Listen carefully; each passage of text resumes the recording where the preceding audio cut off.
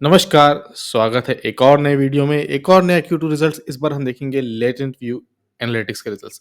Results अच्छे हैं, बेहतरीन है, एआई कंपनी है, डेटा एनालिटिक्स, बिज़नेस इनसाइट्स इस तरह काम करती है। अच्छा रिजल्ट आया है, चलिए एक बार क्विकली देख लेते हैं।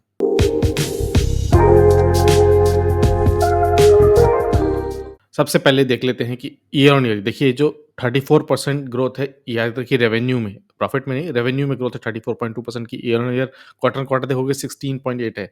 और सबसे अच्छी बात मुझे जो लगी वो है एबिटा मार्जिन्स 21.7, जहाँ सब जगह कॉन्ट्रैक्शन चल रहा है, इन्होंने थोड़ा-सा एक्सपेंशन किया, अच्छी बात है। इसके पीयर्स में कोई आपको कंपनी एज़ सच मिलेगी नहीं इंडियन कंपनीज़ में, और एआई का इसमें ज़रूर टच है। अगर आप इंडियन कंपनी देख रहे हो जो एआई का यूज़ कर रही है, उसमें ये भी है, और अच्छा खासा रिज़ल्ट आया, अच्छी ग्रोथ आई है। इसके की फाइनेंशियल्स में देखोगे ना तो एक आप रिलेटेड व्यू का तो रिजल्ट मिलेगा ही। इनकी जो स्टेप डाउन सब्सिडियरी है जो डिसीजन पॉइंट जिसका इन्होंने एक्विजिशन किया था, अगर आपको नहीं याद हो तो इन्होंने मार्च में पब्लिश किया था कि ये डिसीजन पॉइंट एनालिटिक्स को एक्वायर कर रहे हैं। काइंड ऑफ सेम बिजनेस है, अच्छी खासी बात है। और आप इसके रेवेन इस इनकी प्रेजेंटेशन में भी देखोगे ना तो इनके पास 300 प्लस एम्प्लॉइज हैं, और 12.8 मिलियन डॉलर्स, याद रखिए डॉलर्स का रेवेन्यू था। तो ये उसी टाइम रेवेन्यू जनरेटेड कंपनी थी। और इनके एक्विजिशन में सेगमेंट ऐसा रखा गया था कि 70% वो एक्वायर करेंगे एक बार में, और नेक्स्ट बार में इसको इवैल्यूएट करके लास्ट का 10% और 20% फर्दर करेंगे।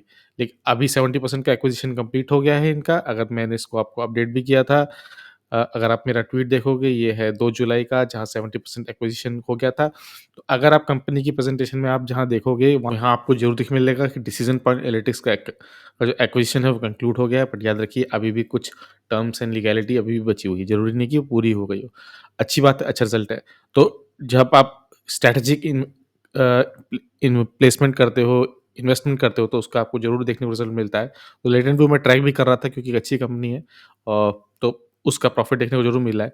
तो कब आपको जो फंडामेंटल्स होते हैं वो टेक्निकल से बहुत काम आते हैं। कुछ इनके सिलेक्ट की क्लाइंट्स देखोगे, मेंशन नहीं किया है बट वर्ल्ड्स का एक one of the biggest sportswear brands है। इमेजिन करिए कौन है, किसके लिए काम कर रहे हैं? ऑप्टिकल रिटेलर के लिए काम कर रहे हैं।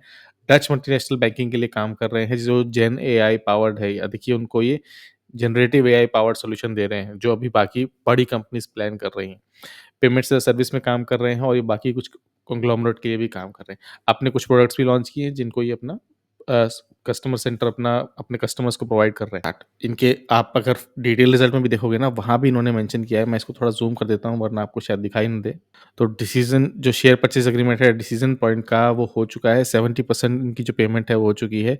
The remaining 30% stake would be based on conditions and valuation principles. जो अ, प्लेसमेंट होती है, जो किस तरह का कॉन्ट्रैक्ट होता है, किस तरह का साइन होता है, एग्रीमेंट होता है, उस पे डिपेंड करता है। तो किस तरह के वैल्यूएशन होंगे उसके, उस हिसाब से पेमेंट होगा। तो ये बात ज़रूर याद रखिएगा कि एक्सेप्शनल आइटम में आगे चल के डिसीज़न पॉइंट्स को जो बाकी का 30% स्टेक है, 10 और 20% का जो है, वो ज़रूर जाएगा। तो ये मत समझ लेना कि नुकसान होगा, आगे चल के फ़ायदा होगा, क्योंकि एक रेवेन्यू जनरेटेड कंपनी है। क्वार्टर रिज़ल्ट देखोगे आप, स्निपेट देखोगे स्क्रीन के हिसाब से, तो ईयर ऑन ईयर हम पहले देख चुके हैं, क्वार्टर-क्वार्टर भी इंक्रीज़ है। बहुत ज़्यादा नेट प्रॉफिट में इंक्रीज़ नहीं है, लेकिन अच्छा खासा इंक्रीज़ है। अगर आप इनके पीयर्स को कंपेयर करना ही बेकार है। अगर आप क्वार्टरली रिज़ल्ट देखोगे, मैं ओवरऑल देखना चाहता था कि ओवरऑल ऑपरेटिंग प्रॉफिट मार्जिन कैसा है, तो स्किनर ने कैलकुलेट करके बताया कि 22% है। अगर आप कंपेयर करोगे क्वार्टर-क्वार्टर तो ये भी हल्का सा इम्प्रूव्ड है, लेकिन ईयर ऑन ईयर भी इम्प्रूव्ड है। तो एक अच्छी बात है, अच्छा रिज़ल्ट है। और इसके इन्वेस्टर्स में चलोगे आप, तो प्रमोटर्स उतने पर ही बने हुए हैं, हल्का-सा पोज़ीशन बढ़ाई है। एफआईआईज़ ने डीआईज़ अपनी पोज़ीशन थोड़ी-सी घटाई है, पब्लिक ने थोड़ी-सी पोज़ीशन ली है। टोटल मिला के 2,55,000 ही इनके शेयर होल्डर्स हैं। और यहाँ पर आप देखोगे ना, तो 3 लाख से घटते-घटते जो स्मॉल टाइम और रिटेलर्स थे उन्होंने निकले हैं। अब जो कंसोलिडेशन है वो कम लोग के हाथ में आ गई, यानी कम लोग के पास ज़्यादा शेयर है, तो स्टॉक का प्राइस मूवमेंट भी उसी तरीके से आ सकता है। ये प्राइस का मूवमेंट तय करने के लिए एक अच्छी चीज़ होती है। सिर्फ़ यही चीज़ होती है बिल्कुल नहीं, लेकिन हाँ, ये एक इम्पोर्टेंट फैक्टर होता है। चार्ट में जाते हैं, चार्ट में हम क्लियरली देख रहे हैं कि एक फॉल आया था कहाँ से, यहाँ जब बना था इवनिंग स्टार। यहाँ बना था इवनिंग स्टार, उसके बाद देखिए लगातार लोअर लो बनाए हुए था। अब जाके इसने अपना पिछला लो को ब्रेक किया है। क्यों? क्योंकि रिज़ल्ट ओपन मार्केट में आया था और 6% ऊपर चला गया। ये मार्केट जब ओपन रिज़ल्ट आता है, मार्केट में आता है, तो इस तरह का तुरंत इफ़ेक्ट ज़रूर पड़ता है, या डिक्लाइन हो रहा है या अप हो रहा है। अगर आप इसके एक मैं ट्रेंड लाइन इस तरह से ड्रॉ कर दूँ इस पॉइंट को टच करते हुए, तो भी आप देखोगे कि इसने रेजिस्टेंस लिया इस पॉइंट पे, यहाँ कोशिश की, यहाँ पहुँच ही नहीं पाया, यहाँ कोशिश की नहीं कर पाया, ब्रीच कर दिया, वॉल्यूम भी दिख रही है। ये ब्रीच जो कर दे रहा है स्टॉक वॉल्यूम के साथ, ये कोई पहली कहानी नहीं है, ये कहानी हम पहले भी देख चुके हैं, लेटेंट व्यू में ही देख चुके हैं। तो एक काम करते हैं, डेली से हटा के वीकली में देखेंगे, पर पहले एक बार मूविंग एवरेज देख लेते हैं। 50 EMA के ऊपर आ चुका है, 100 EMA देखोगे वो भी उसके ऊपर है, और 200 EMA तो काइंड ऑफ डेथ क्रॉस बनाया था, लेकिन तुरंत ही रिजल्ट पॉजिटिव आ गया, तो ये वापस इसके ऊपर निकल जाएगा और एक गोल्डन क्रॉसओवर बन सकता है, याद रखिए, चांसेस है। वीकली बेस पे आते हैं, तो वीकली बेस पे मैं इसको थोड़ा-सा अपनी ड्राइंग को एनहांस कर देता हूँ। तो आपको ये ब्रेकआउट, रीटेस्ट, ये हमारा वॉल्यूम के साथ ये पहले भी देखने को मिलेगा। मेक और ब्रेक लेवल क्या था हमारा? 509 का ब्रेकआउट था, वहीं से रेजिस्टेंस इसने फेस किया और नीचे आ गया। तो अभी भी मेक और ब्रेक लेवल एक्जिस्ट करता है। मैं थोड़ा-सा इसको स्क्वीज़ कर दूँ ताकि हमको और बेटर देखने को मिले।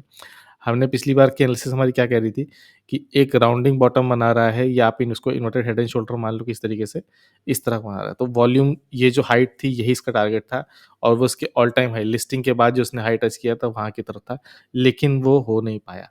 अब वापस एक रिसर्जेंस हो सकता है, रिजल्ट अच्छा है।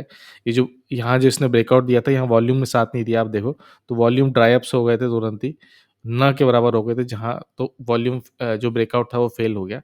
अब अगर अब मैं 50 डेमा ओपन करता हूँ तो उसके ऊपर है, 100 डेमा ओपन करता हूँ तो उसके भी ऊपर है, और अगर मैं 50 और 200 ओपन करूँ तो आपको 200 दिखाई नहीं देगा।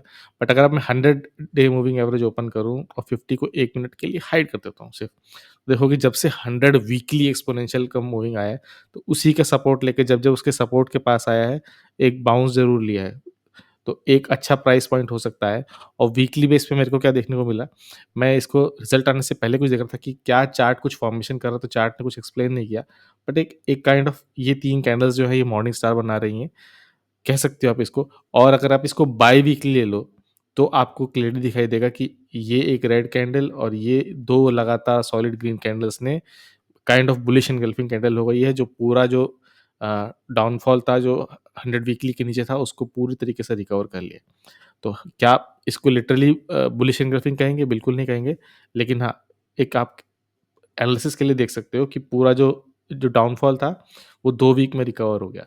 फॉलो अप बाइंग आनी चाहिए, कंपनी की जो मैनेजमेंट की जो कमेंट्री है वो भी पॉजिटिव है, और यूएस में इनके मोस्टली जो क्लाइंट्स हैं वो यूएस बेस्ड ही क्लाइंट्स हैं, और यूएस में गवर्नमेंट चेंज हो गई है, फेड रेट्स कट कर रहे हैं, तो इनको डेफिनिटली फ़ायदा हो सकता है। याद रखिए, क्या ये बाय सेल रिकमेंडेशन है? बिल्कुल भी नहीं, कतई भी नहीं। याद रखिएगा, मेरा सेल्फ इंटरेस्ट ज़रूर हो सकता है, तो आपको अपना एनालिसिस ज़रूर करनी है, डिसीज़न लेना है, फिर लेना है। पैसा आपका, प्रॉफिट आपका, लॉस आपका। वीडियो अच्छा लगा हो, एनालिसिस अच्छी लगी हो, स्टॉक रिजल्ट अच्छे लगे हों, और भी क्यूट रिजल्ट्स देखना चाहते हो, तो प्लीज़ सब्सक्राइब करना। मिलते हैं किसी और वीडियो में। बहुत-बहुत धन्यवाद।